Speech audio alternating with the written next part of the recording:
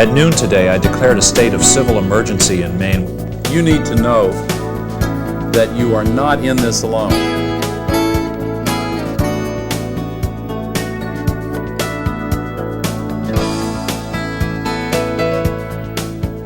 The state of emergency is now in effect for all of Maine after one of the worst ice storms ever to hit the state leaves thousands, literally hundreds of thousands without power. Right now, there are more than 200,000 homes without electricity, more than 40% of Central Maine Power's customers. Augusta is one of the area's hardest hit. Large tree branches are snapping like twigs and falling on power lines. Nearly 150 crews are out trying to fix the damage and restore power, but right now that job is almost impossible. Up to 500,000 people are still without power tonight as the state struggles to recover from the ice storm of '98. Good evening and welcome to this News Channel 13 special report. I'm Doug Rafferty. I'm Kim Block. A state of emergency remains in effect tonight, and hundreds will have to seek shelter outside their heatless homes. The ironic thing about covering this storm is the fact that if you are watching us right now, you're probably not in one of the hardest hit areas. But our crews have traveled to those areas, and the damage is truly staggering. We'll be revisiting some of those areas tonight. The big concern around the state, massive power outages.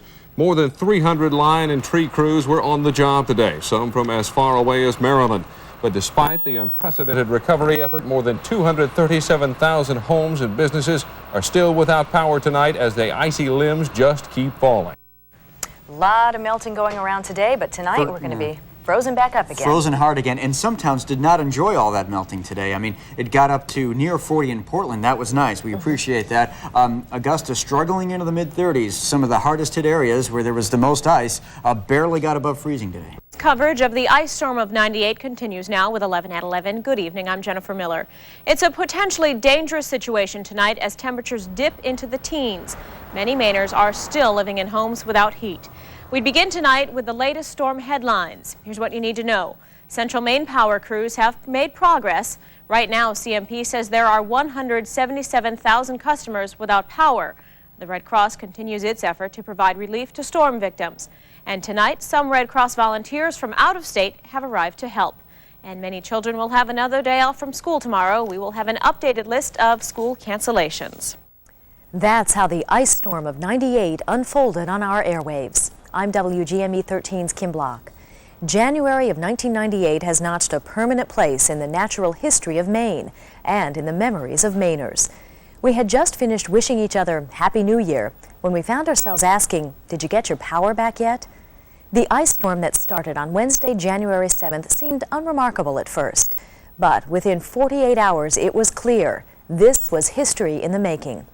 Tonight, we pause to reflect on the ice storm of '98 and the lessons it taught us about our neighbors and ourselves.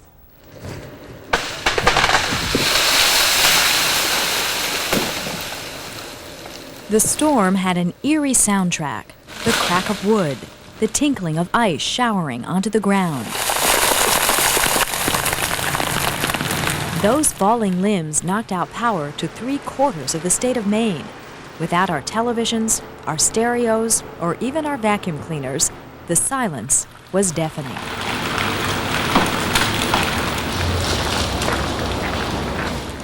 When the skies cleared and we finally ventured out, the air came alive with the whine of chainsaws and the roar of wood chippers, while a chorus of generators hummed along in the background. It wasn't until our lives became unplugged that we realized just how plugged in we are. Left with little choice, we went back to basics. There's not much to do when the power's out. Yep.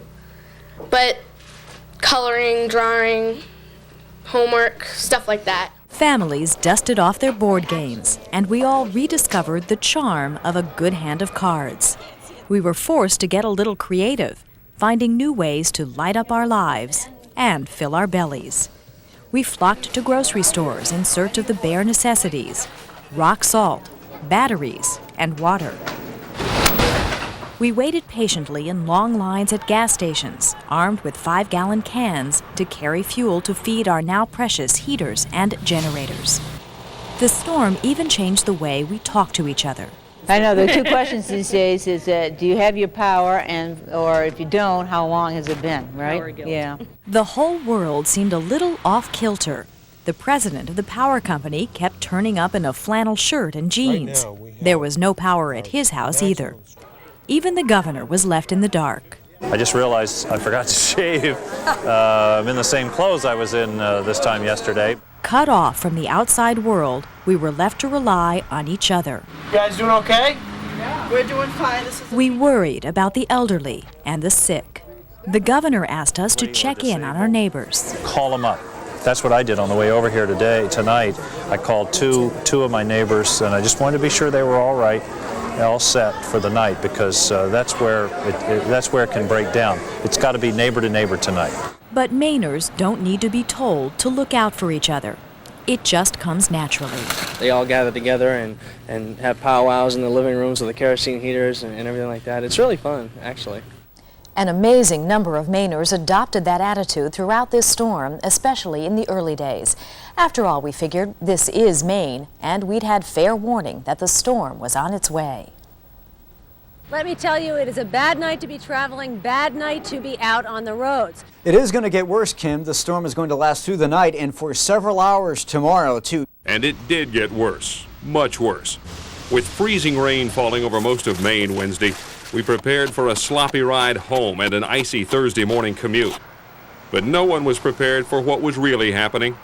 All afternoon and evening, the layer of ice thickened. As night fell, so did trees and power lines. It just sounded like gunshots going off in the woods, the trees snapping like toothpicks. By the light of day, we saw what had happened to the landscape in the darkness. As you can see right here, this is the story. This is obviously some very large trees that are coming down, being knocked down by the force of this ice. So it's not just the little branches that are being bowed down by the weight here. There are some sizable branches that are getting knocked over by the weight of all of this ice, and this is what the CMP crews have been up against. You know, everything is bent over, quite different from normal. So what do we got over here? Do you know? That's our phone line, and my mom said that we don't have any phone. Our phone's dead today. Phone lines, power lines, and branches littered roadways from Acton to Augusta and beyond. Major roads became minefields of downed trees and electrical cables. Driving was at the very least a challenge, and in some cases, downright dangerous. Roadblocks went up all over the place as public works crews did their best to keep motorists safe. Homeowners were horrified to find their yards covered with giant natural refuse piles. It was easy to feel isolated and alone. We soon learned that was not the case. With more than 200,000 Mainers without electricity, the governor declares a state of emergency. Good evening, I'm Kim Block. Much of Maine is under a layer of ice tonight, the weight of which is snapping tree limbs and bringing down power lines. The numbers from Central Maine Power were staggering. At noon, more than 150,000 outages. We have about one-third of our customers, or roughly 165,000 customers without power. And while our crews are out working hard, and they have been all morning, we're not making a whole lot of progress. As soon as we restore power somewhere, somebody else goes down. Just a few hours later, the number had climbed to over 200,000. CMP mobilized an army of repair crews, and more help was on the way. We got the National Guard out big time, clearing roads, getting the streets cleared, getting the wood out of the roads. As the hours ticked by, the unthinkable was happening. Power outages, already at record levels, were increasing. Before the night was over, 220,000 customers had lost power.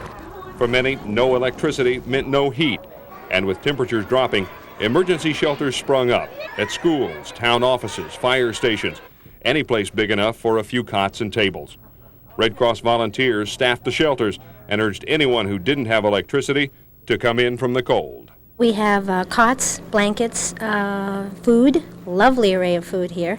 The first arrivals were from nursing and retirement homes evacuated because of the lack of heat. The firemen came around this afternoon and told us that it was better if we left because, you know, we had no heat, no nothing. No lights, no heat, no nothing.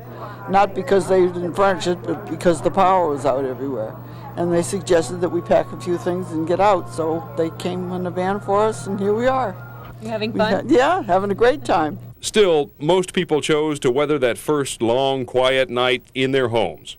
Candles glowed in otherwise darkened houses, and we all looked forward to morning when we assumed things would be better. In most cases, we were wrong.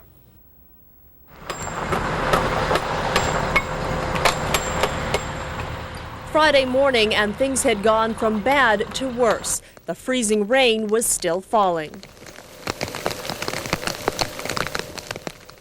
275,000 Central Maine Power customers were without power. Nearly half the people in the state were living in the dark. Central Maine Power called on repair crews from all over the Northeast. Yeah, it's pretty bad. Pretty bad. That was an understatement. CMP called the damage catastrophic. Crews were doing their best, but making little progress. We got this going yesterday afternoon, and we're right back where we started this morning. It was frustrating for power crews and for residents who could do nothing but watch as the trees came crashing down around them. If we could see an end in sight, it would be more comforting, but we can't. We can't until this ice melts. But it wasn't melting, it was building up. Neighborhoods looked like war zones. Tree limbs coated in thick layers of ice became weapons, smashing windows and roofs. We just heard it pop. You could hear the wood as it gave away. It started to crack and pop. You know, it's like slow motion in a movie. Yeah. And the thing just kind of majestically laid down. Scary, very scary. When it comes down fast. Traveling was a dangerous proposition. Even main arteries were blocked. Dodging ice-covered trees was a given, if you could even make it down the road. I was just coming down the street and there were 3 explosions and I was trapped in the middle and I didn't dare to drive my car and the house caught on fire. Fire crews responded to emergencies like that all day long. The town of Gray was one of the first to surrender to the storm, as town officials pleaded with people to stay home or, if they were without heat, to head to a shelter. After a couple of nights of sticking it out in cold homes, many didn't need to be asked twice. We've been getting an awful lot of calls this morning from people who tried to stick it out and they're really cold this morning and they're calling up and say, where's the nearest shelter? I got to get someplace warm. 70 shelters opened around the state and nearly 2,000 people took advantage of them. It's just a drag because you're so used to having the conveniences of bathrooms and water and being able to cook when you want to. And for the people who had no electricity, reality started to sink in. This wasn't going to end anytime soon. That meant the rush for generators was on. You could get away with the 3, but what you'd have to do is kind of unplug some, plug others in. People were willing to wait in line for hours. This is a real extreme emergency, and they don't mind waiting. The trucks are on the road for my southern stores that are helping me out. We'll probably have between 300 and 400 units in-house by early tomorrow morning. And the wait wasn't just for generators. Kerosene needed to keep heaters humming was also a hot commodity at gas stations all over southern Maine. We got all those CMP trucks from Massachusetts coming up here. Yeah, they're wonderful. We'll take all the support we can get. Gas was another commodity in short supply. Some folks traveled for miles, then waited in lines for more than an hour after finding an open station. From a chainsaw, I've got trees to cut that have fallen, and anybody needs help along the way too. So people pull together at times like this anyway. So. At every store that had power, the storm essentials were going fast. Batteries and water were high on the list. I'm expecting at least 3 days. So I got canned goods, soup, bottled water, what I could find. Clearly, it was time to ask for help. The governor put in a call to the Federal Emergency Management Agency in Washington. And it was a very polite conversation, but one of the things I said was, get out your checkbook. This is a real disaster up here. We had no way of knowing how long it might be before help would arrive from the outside world. In the meantime, we stuck together. Well, the whole city's down, and if you drive around the main streets or even on the side streets, it's pretty bad. And there's going to be a lot of people helping other people for quite a while to get back on their feet and not on their feet. As it grew darker and colder, more people were forced to leave their homes, some with the help of the National Guard. It feels real good getting the person there, and they're more than happy to see us when we show up. Whether sharing space with neighbors in a shelter or braving the cold at home, late night brought a welcome sight to everyone who was without power. The moon made its first appearance in days, raising hopes that the storm had passed with the clouds. It was the warm-up we'd been waiting for and dreading, because when the sun's rays hit all that accumulated ice, the inevitable happened. Trees shed their icy coating, one branch at a time, creating a brand new set of hazards. Just driving down the road and the ice came off the wires and broke my windshield. The rain of debris also took away much of the ground gained by power crews overnight. More than 200,000 CMP customers were without electricity at midday. They say 2.5 to 3 weeks before I will have power. Really? You know, like look at your cables. You know, I got transformers that are split in half, and still got my telephone though. So I thank God for that. And I have cooked spaghetti on my wood stove last night. Improvisation was the name of the game. A generator was certainly helpful if you could find one. We've been getting hundreds of phone calls for kerosene heaters, for generators, for just about everything. We've been bought out of propane. We've got hardly any supplies left. Many homes were running short on basic supplies too. As the milk turned sour and cold cuts spoiled in the refrigerator, some turned to Mother Nature to keep their cool. Would you like some coleslaw? There was a plentiful supply of food, warmth, and camaraderie at the dozens of shelters operating all over the state. After sticking it out at home for as long as they could, many more people made their way to those havens over the weekend. Trees were coming down all around my place. I stuck it out 2 days as long as I could, and I had to give it up. Well, I stayed at home as long as I could, but I had no water and no food, and I just got so cold that I got my car out, and my neighbor's next door, he's on oxygen, so we just felt that this would be the safest place. Few of us had ever seen conditions like these, and we were calling on our local police and fire departments for help. We were called for a possible investigative power line down in the street, which we found. The power line was down and somehow it had become energized. It's been down all morning, but now it's been energized, so we just stopped traffic to keep the people from driving over it. So how long have you been up? Off and on since about 2 Thursday morning. Wow, are you exhausted? I was, but I got my second wind now, I think. Governor King took to the air not once, but twice over the weekend for a bird's-eye view of the storm's aftermath. As he headed down east, he saw a power pole splintered on the ground. The lifeline for 10,000 Bangor Hydro customers was severed. As the weekend wore on, we became aware of a previously hidden danger of the storm, carbon monoxide poisoning caused by improperly installed or ventilated generators. The generator was in the bulkhead. It wasn't actually in the basement. It was kind of halfway between the basement and the bulkhead, with the exhaust coming up through the bulkhead with the bulkhead door open. And as I came back across the deck to come back into the house, I lost all my strength in my legs, and I knew we had a problem. And about the time I got in the house, I collapsed. Harry Masters was one of the lucky ones. By the end of the weekend, 2 Mainers had lost their lives to the fumes. By late Sunday, fewer CMP customers needed their generators, but there was still a long way to go. Last night, Saturday night, was the first time between Saturday night and Sunday morning that the situation didn't worsen from the customer count we had on Saturday night. It stayed stable, which people who are more knowledgeable than I am feel is a good sign. Finally, a little encouragement for the hundreds of line workers who had been on the job nearly nonstop for 4 days. But the battle was really just beginning for those on the front lines.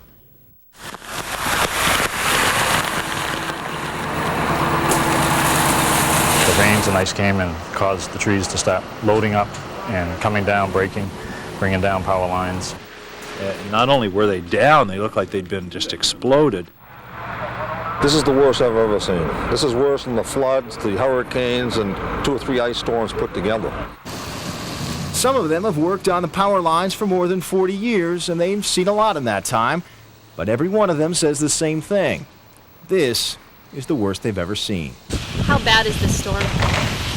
This is very bad. Bad enough to leave 3 out of 4 people in Maine without power at one time or another at the height of the storm. But for utility workers, there's no time to marvel at the surreal scenes around them. Not bad. The main power. Bridgeton, yes. From the first day, this CMP command center has been in full crisis mode. We're answering calls from the police and fire department. They have a special number they call us when they have trees and wires down or emergency situations. That is a special number for them only. For the first few days, the crews work nearly around the clock, and progress is non-existent. It's all buried in the ice. Sometimes you got to break it to get it out. Have you made any progress? No, it's actually gotten worse. Is you happy? Yeah. Good breakfast? Thank you. But it won't get worse forever. By the second week, the days of getting up and rolling out before dawn begin to pay off. The tree limbs continue to fall, but now it's usually not on their own. And CMP's ranks have been swollen by hundreds of out-of-state crews from places like Massachusetts, Canada, and New Jersey. Yeah, it took us 13 hours to get here. Worth it? Sure, it's worth it. We're making money, putting people back in lights. Poor people have been out for too long. It's a week now, nobody has heat or anything. That sense of urgency helps keep them going despite mounting exhaustion. They've had a pretty good sleep schedule and the eating schedule. We're getting 4 to 5 hours of sleep a night. So it's basically 6 hours off, 18 on. It's a grueling pace that's having an agonizingly slow but steady impact. Is your power back on? Yeah, it came on yesterday. Oh. Yes. We've reached that stage in some areas where we can pull people out and put them in other areas, and that's an important milestone. The hardest thing is to have one person across the street gets the power, and the other fellow looking across the road, he's sitting in the dark and wondering, well, how come I can't get my power? But if you understand the system a little bit, we're trying to get the main lines up first and then get the branches. And amazingly to these workers, people do seem to understand. I certainly do.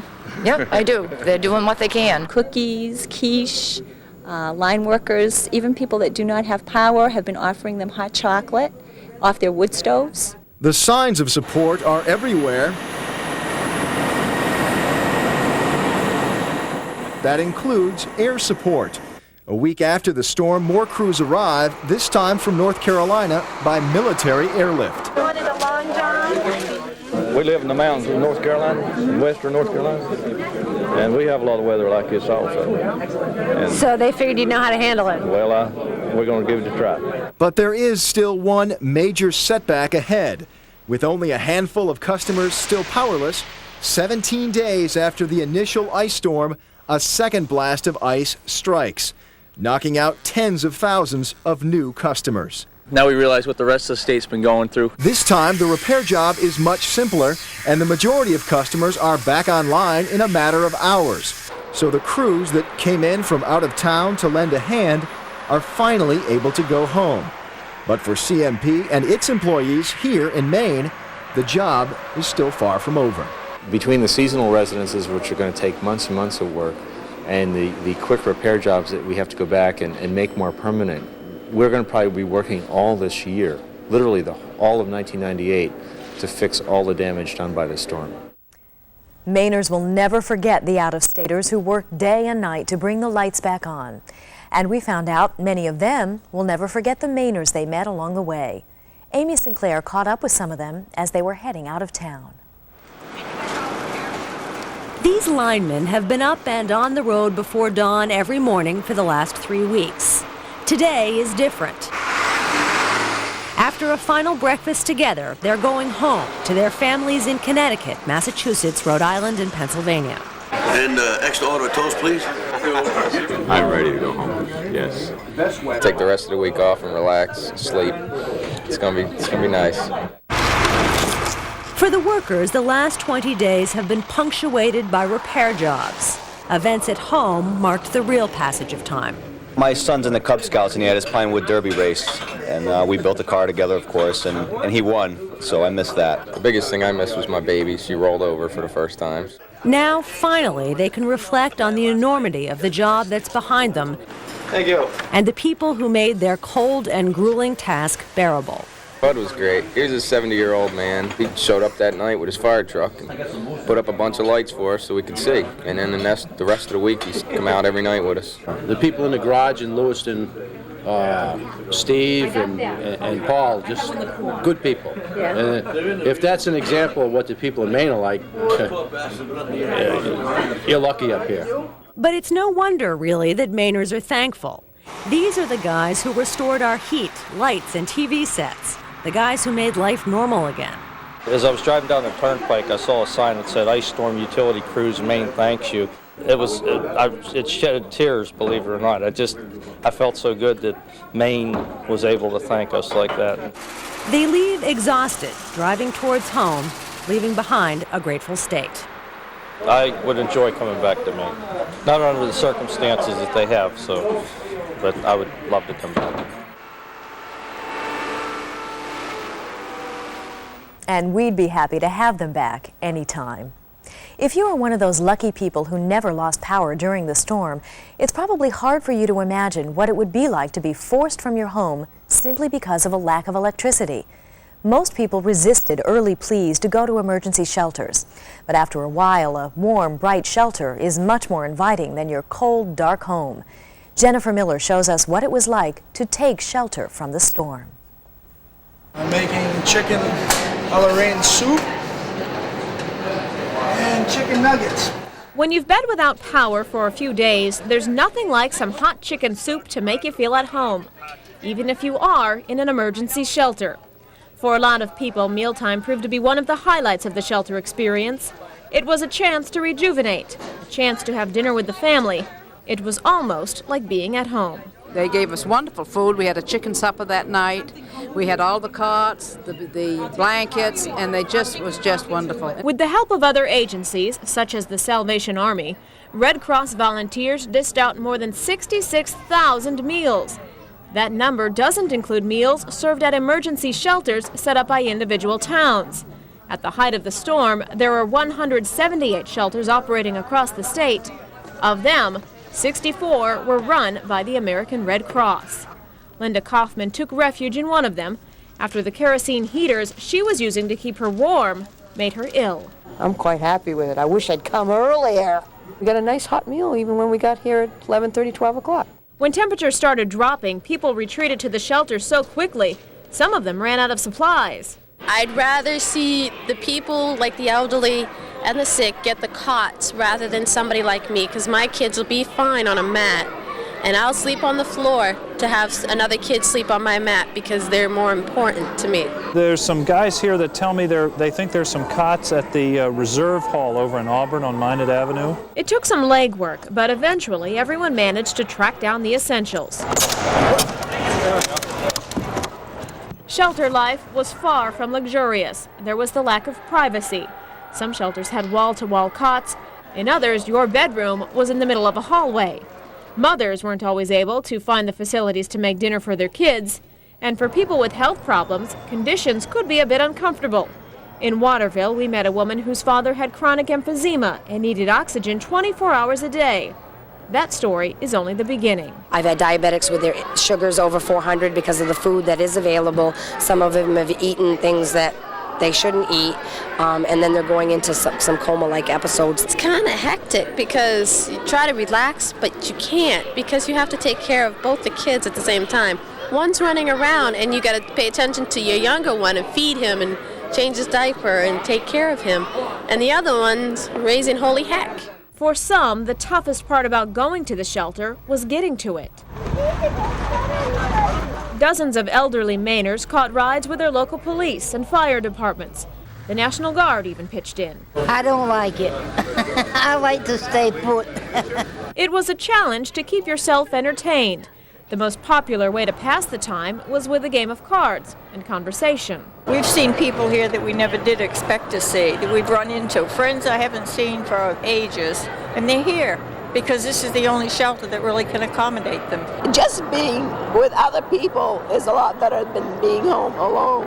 Volunteers did their best to keep the little ones occupied. Arts and crafts one day, a little musical entertainment another.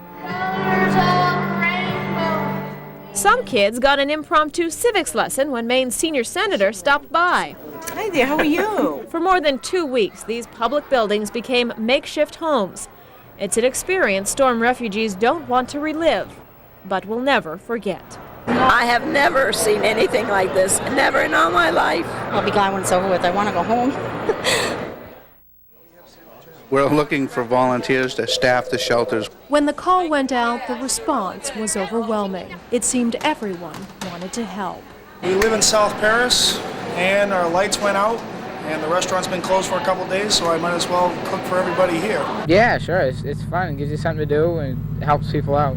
I've just been doing this for like a long time with the Boy Scouts and everything, and I just like doing volunteer work. More than 1,800 people of all ages from all walks of life volunteered their time during the storm. They spent their days cooking, cleaning, sometimes just listening. I know there's people that have come in just to sit down and have some conversation and to be with other people because they've been without power and they're tired of being in one little room by themselves. The caring and compassion seemed limitless, but eventually the long hours started taking a toll. I got 6 hours last night, which is wonderful. I had about 2 hours before that. When there's something to do, and you know you're helping someone, it's like, well, another 5 minutes more won't hurt, and yeah, you just continue in that manner. But the outages dragged on, the shelters stayed open, and it was time to call in reinforcements from all over the country. About 3 weeks ago today. The volunteer effort stretched well beyond the shelters. Dozens of professional electricians offered their services, doing vital repair work free of charge. There's certain parts that the power company will do and won't do. And that's the dividing line. We're the electricians. We put the service up the side of the house. The power company takes them from there. If we don't put it up there, when they get here, they're just going to leave. Right now I'm taking names and numbers and trying to coordinate things with people. 6 days into the storm's aftermath, we set up a helpline here at News Channel 13, matching up people in need with the people who could help them. Once again, the response was immediate and heartwarming. The volunteer response has actually outweighed the needs. Lots of businesses were willing to take a small financial loss for the sake of storm victims. The owner of this beauty salon opened her heart and her sinks to people with no hot water in their homes. We've got hot coffee, we've got running water, we've got electricity. So, I'm just extending this offer to anybody that does not have hot running water to come on down and get a free shampoo. You hate to make generalizations about people, but the ice storm of '98 served to reinforce one long-standing Maine stereotype. It turns out we really are a hardy lot. As our crews traveled the state covering the storm, we found that even in the hardest hit areas, Mainers were more concerned about others than they were about themselves. We pitched in and got our road cleaned up. A couple houses down, he had a limb fall on his house. He had 5 holes in his roof, so we patched that up, got a top over it, and just pitching in whatever anybody needs. Oh, we're doing great. We've got a wood stove and it's cranking up good. We've used it. It's paid for itself by now. And we've been going in and getting water. It's about the only thing we need. It's a long haul, but we're surviving. Actually, it's kind of exciting. Yeah, sure. I could use some electricity. Well, it's unbelievable. People are calling this morning. Where can I donate? What can I donate? I don't know. It really doesn't bother me a whole lot. I'm an outdoor person. I'm just used to going through it. It's been an adventure. Well, it's kind of frustrating because you feel like every day you should have the power and really there's nothing we can do but sit and wait. But thank God we have the generator, which makes it quite bearable. So I just came down here yesterday, and at 4 o'clock this morning we started in again. We'll probably be here for the next 3 or 4 days. Just to give me a helping hand. A lot of people have just pulled together, and it's been basically one big effort. It's not one person doing everything, it's a whole group. The magnitude of the ice storm soon made it apparent that no matter how much Mainers pulled together, how many state resources were called into action, and how tirelessly crews worked to turn on the power, we were going to need some help. The governor appealed to Washington, and Washington came to Maine. Vice President Al Gore wanted to see firsthand the devastation that had created a crisis in Maine. Maine's congressional delegation, along with state leaders, welcomed Gore's visit, knowing it would lift Mainers' spirits, but hoping for something more tangible: federal money. It didn't take long for the vice president to see what Maine was up against. A quick chopper ride landed him in one of the state's hardest-hit neighborhoods in Auburn.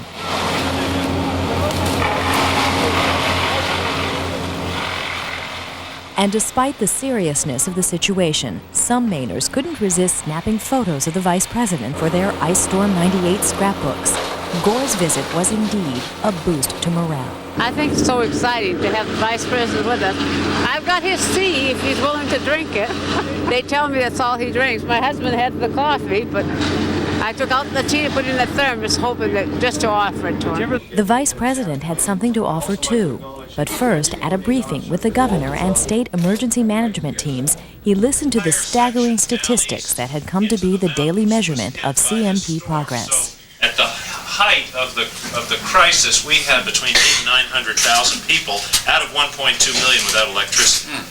We're now down to 200,000, which still sounds pretty awful, but compared with 900,000, it's a big improvement. Many who have observed the areas describe them as war zones, and those of us who surveyed the broken landscape and the infrastructure would agree. In the end, the Vice President didn't need much convincing. I would like to request at this moment the declaration of a disaster area for the next level, which is individual federal aid for homeowners and individuals.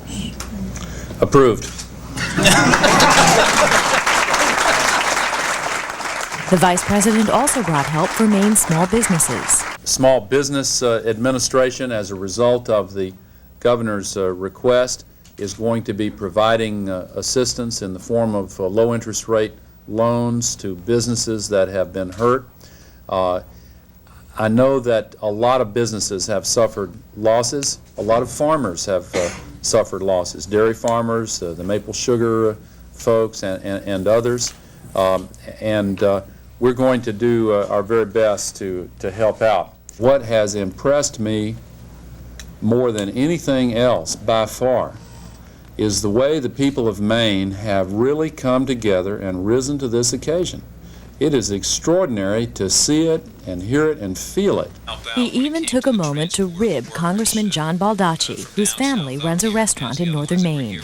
You know, when I heard that Mama Baldacci's restaurant had been out of power for 3 days, I knew it was sure enough a disaster. Sure, the Vice President brought assurances that Mainers will be getting financial help from the government. He also wrapped the national arm around the shoulders of some shivering citizens. You need to know that you are not in this alone.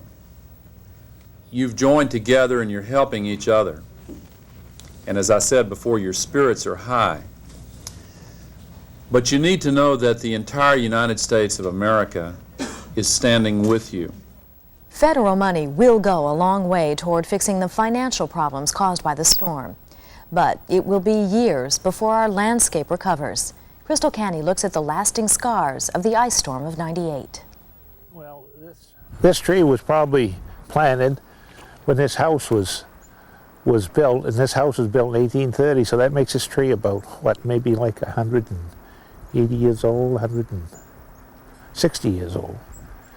And it's always, as long as I can ever remember, this tree was always beautiful in the summertime, and I think maybe that 50% of its limbs are gone. We've grown up next to them and sought solace in their shade. It's tough to look up and see the wounds inflicted on trees of all shapes and sizes in this storm. A lot of them probably were healthy trees. It's just so much ice, so much weight on the limbs. But the trees were more than just victims, coated with 2 or 3 inches of ice. They became villains, weapons of mass destruction. Branches came right through the ceiling. It's been nuts. All the trees in the yard are knocked down. The pine trees are snapped in half. I think after this, I think I'm going to seriously think of cutting most of them down. And so tree lovers find themselves armed with chainsaws, cutting last summer's shade trees into next winter's firewood, and stoically stuffing damaged limbs into the mouths of wood chippers. The destruction is heartbreaking for people who rely on the trees for their livelihood. It takes a trained eye to spot the damage amid the naturally twisted growth in Pete Wallingford's orchard. This major damage, there is nothing remotely close to a leader to take over. So you could lose this tree? I could lose this tree. Must be hard to look at. Oh, it is. It is. Arborists say the more resilient trees will shake off the storm and bounce back, but the more vulnerable may never recover. It speaks for itself. With no television or CD players to occupy their time during the power outage, some harness their creative energy. The result? Photographs, drawings, poems, and songs that will live on long after the ice melts. Here now is a sampling of the musical legacy of the ice storm of '98. When you got no power, you got no lights, you got no heat for the home and the country, and you freeze at night. No source of water for a shower, haven't flushed for days. Can't find a way to brew a coffee and it's too damn cold to shave.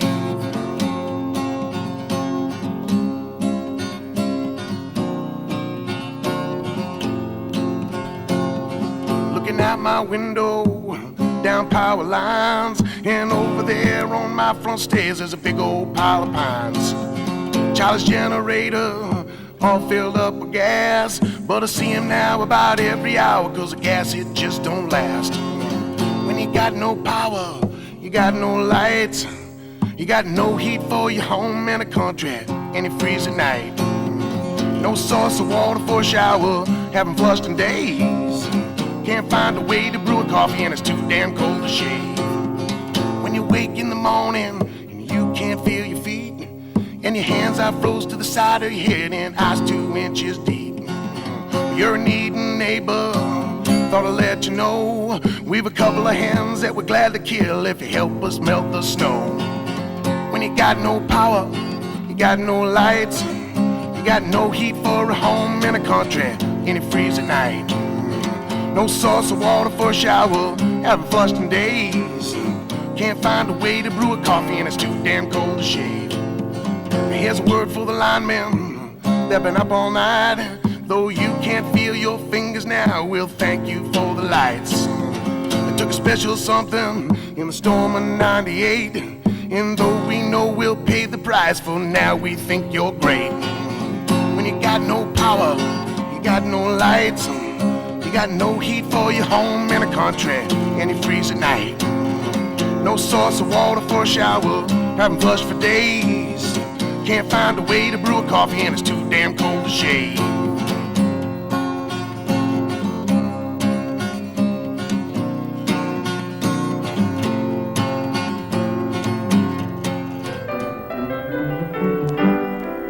On the first day without power, the ice storm gave to me a disaster in my backyard. On the second day without power, the ice storm gave to me rain, which was freezing, and disaster in my backyard. On the third day without power, the ice storm gave to me lots of broken wires, rain, which was freezing, and disaster in my backyard. On the fourth day without power, the ice storm gave to me lots of extra linemen, lots of broken wires, rain, which was freezing, and disaster in my backyard. On the 12th day without power, the ice storm gave to me a yen for a home-cooked meal, 3 Lucas trucks, a big lack of hope, another 8 inches, several broken pipes, no more patience, no heated water, no open stores! Lots of broken wires, lots of extra linemen, rain which was freezing, and disaster in my backyard! It's nice to see that we came through the storm with our collective sense of humor intact. The ability to smile through adversity is part of the mystique of the state of Maine that fascinates the rest of the country. That fascination was evident in the national news coverage of the ice storm. Over that first weekend, Maine's plight was the top story on every network. Maine-grown humorist Tim Sample gave the nation an in-depth look at the storm in his Postcard from Maine on CBS Sunday morning. The weather outside has been frightful in the southeast of Canada and in New Hampshire and Vermont and in northern New York State. And down east, too, where the sharp crack of trees collapsing under their own icy weight is still heard in some places every second or two, like the report of a gun repeatedly going off somewhere in the woods. So trees are down and power lines and phone lines, too. But the people aren't. From Tim Sample now, here is a postcard from Maine.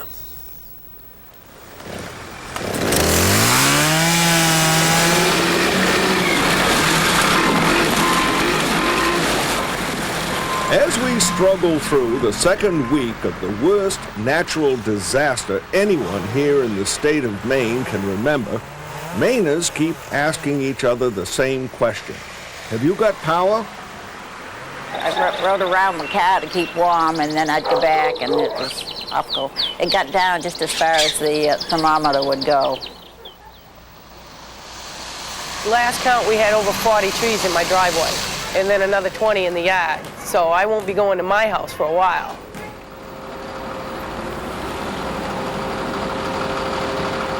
The numbing truth is that despite hundreds of utility crews from as far away as North Carolina working round the clock, nearly 250,000 Mainers have been without electricity for a week or more.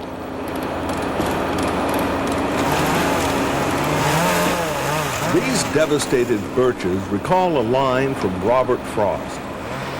I like to think some boy's been swinging them, but swinging doesn't bend them down to stay, as ice storms do.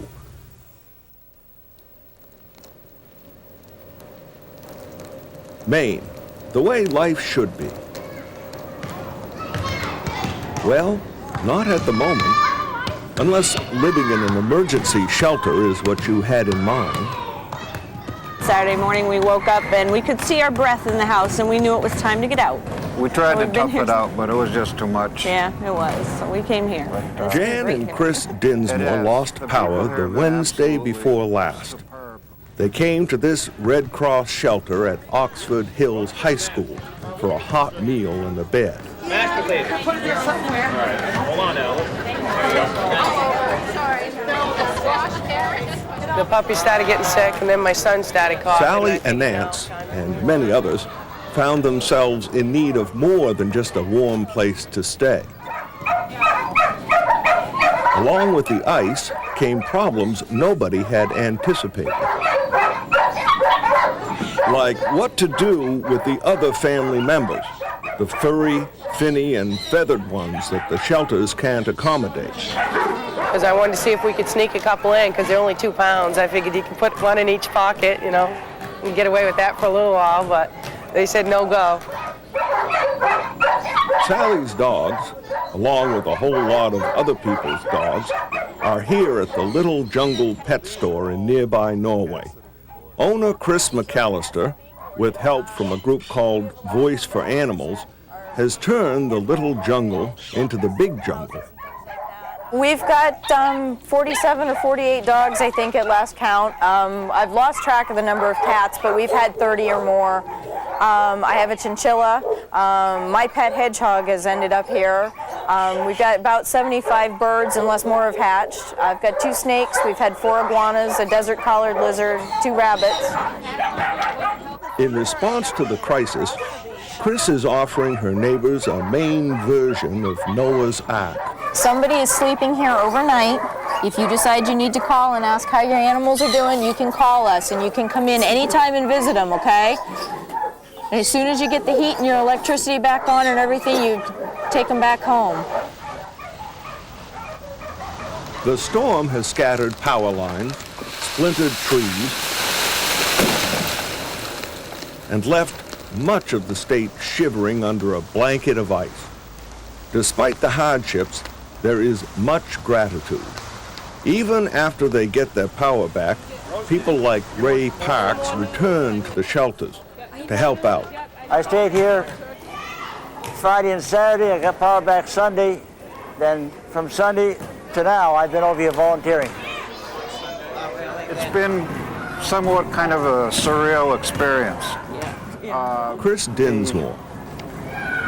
In a way, it's been kind of a nightmare because of the grandness of it all. But when we kind of refocus on everything we're lucky to have here, you know, that it changes it all and makes it kind of a happy experience.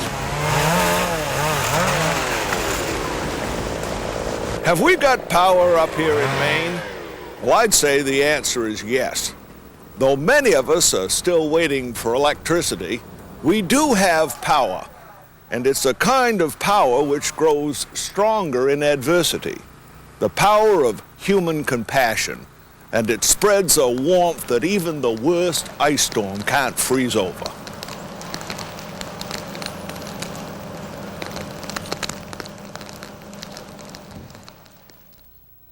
Despite the damage and the hardship caused by the ice storm, it's impossible to ignore its underlying beauty. Photojournalist Bill Barton captured some of the images that will be frozen forever in our memories.